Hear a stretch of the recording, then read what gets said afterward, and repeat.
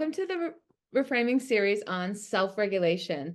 We know to be able to self-regulate, young children, of course, need a co-regulator, knowing how to do that, and those skills need to be developed. We're today wanting to dig into what is self-regulation specifically, how do we help young children and the caregivers around them know what to do with that. How do we truly help it? And so the Center for Child Counseling has defined self-regulation as the ability to monitor and manage our arousal state. So what is happening inside of us and with us, and what is going on in our head and our hearts. More specifically, it means being aware of the energy levels, thoughts, and feelings that result from their external experiences or internal ideas that are happening.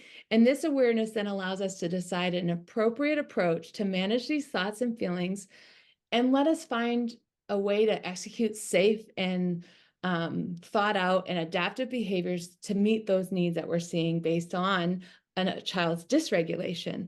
So with that being said, we really want to talk about, we hear all the time these misconceptions of they're doing this on purpose, or they should know better, or manipulative behavior, or all of these things that we can hear. And we understand that comes from a place of heart. But we want to say, okay, let's stop and think about that. Children are not innately trying to do this to themselves. They don't want to feel this way. So when they are dysregulated, we have to remember that's that arousal state. Their brain and their body is feeling something that they need us as their adult, as their caregiver, whoever you are in that child's life, to do something to be helpful with expectations of what to do. And so we do want to address, think about, what misconceptions do you have? Are you stuck in this isn't working? Well, let's think about how to get out of that. What you can see is when a child's dysregulated, what we know what that looks like. But as you see in front of you, here's a picture of a child sitting with their caregiver who is totally regulated and using meditation in this concept to show that an adult spent time teaching a skill to learn how to regulate and go into a space where you can find calm. And so what we want to talk about and give you is this resource to say, let's stop and pause and say, how am I supporting a child's regulation in my capacity or role, or the adult in their life?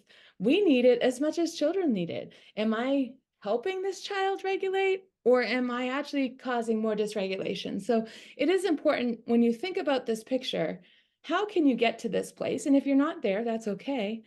But think about you as the adult. How are you impacting that in a healthy, positive, set expectation way? And that leads us to, what visuals do you have? Do you have your home and your classroom and your program in the front of the office, doctor's offices, wherever you are as a caregiver in the community or a practitioner in this role?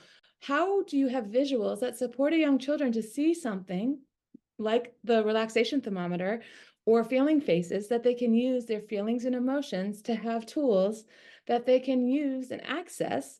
Because when we don't have those for children, it's very hard for them to self-regulate. So we've given you those in our tip sheet as a couple quick references that you can print and use and be ready to go. But there's so many as well. So what are those visuals to show a child their expectations of what they can do and help them learn where they can go with those big feelings? We don't want them to do hurtful and harmful things. So let's set up those visual supports in a really healthy way together. So we hope that helps you to get started by printing those out and using them in a way that supports young children.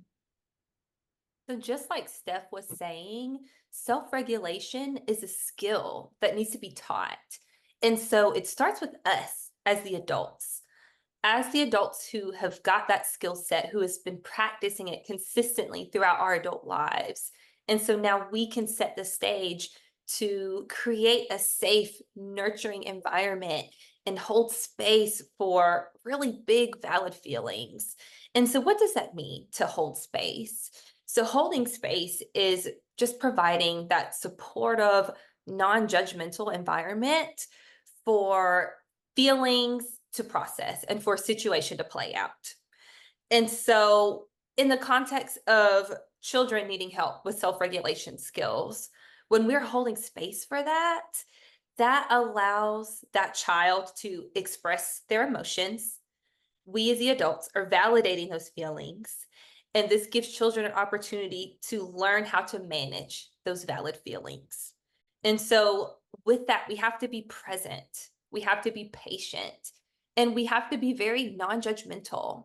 It's normal for people to have feelings, and all feelings are valid. And so, with the resources that we've shared a great article from the Child Mind Institute that breaks down a little bit further what self regulation is and what emotion dysregulation looks like. And another great resource that we shared was a handout from the Center for Child Counseling on tips for promoting self regulation. And so we know that dysregulation is not just bad behavior. We know that it is something going on with the brain. And when stress is high, it can be really difficult to make good decisions and to process feelings.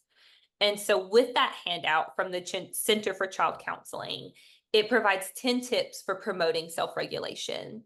And what's great about those tips is it really makes it feel realistic. We think to ourselves, how can we teach children how to regulate their emotions? And it starts with us creating that safe, nurturing environment, validating emotions, talking about them, modeling self regulation with ourselves, and acknowledging that the process can be difficult. We want to validate children's feelings as they are mastering that skill and work really closely with them to come up with ways to learn how to navigate those feelings and develop that art of self regulation.